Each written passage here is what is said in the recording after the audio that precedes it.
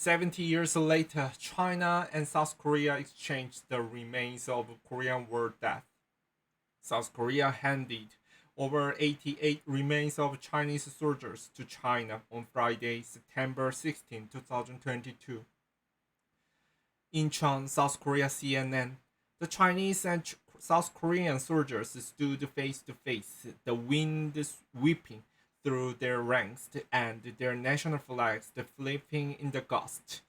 The Chinese military transport jet nearby on the runway of Incheon International Airport opened its rear door to receive precious cargo.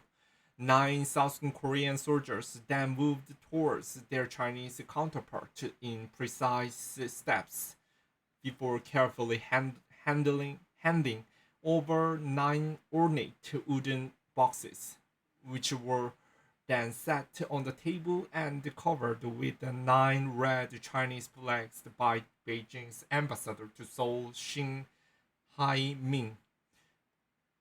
Inside each box were the remains of the Chinese soldier who died some 70 years ago during the Korean War when the armies of these two countries fought over the land these soldiers were standing on now.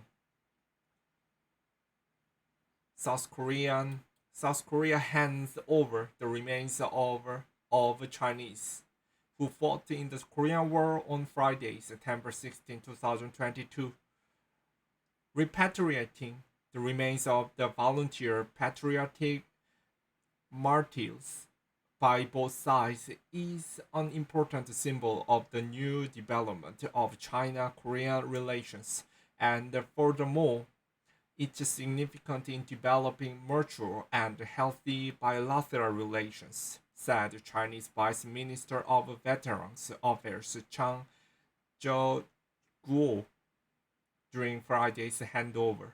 South Korean Vice Former Minister Lee Do-hoon said the repatriation is the symbol of friendly cooperation.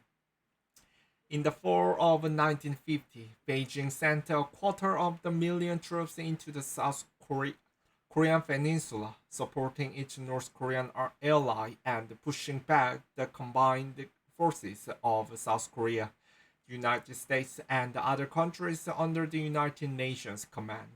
Those forces had almost reached the Yalu River, which separates China from North Korea, when then leader Mao Zedong dispatches the Chinese People's volunteers to intervene.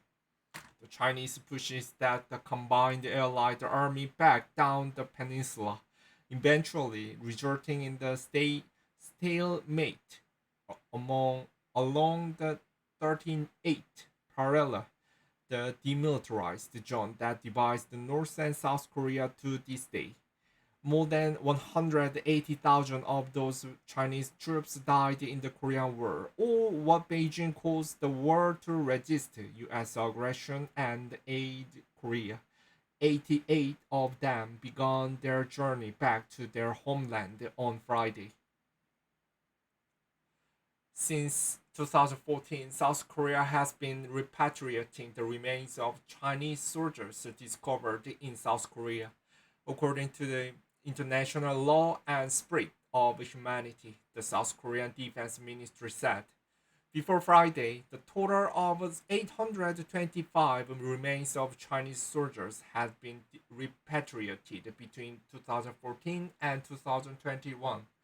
After the ambassador placed the Chinese flag over the ninth casket on Friday, all Chinese officials stood up and bowed 3 times to pay respect to their ancestors.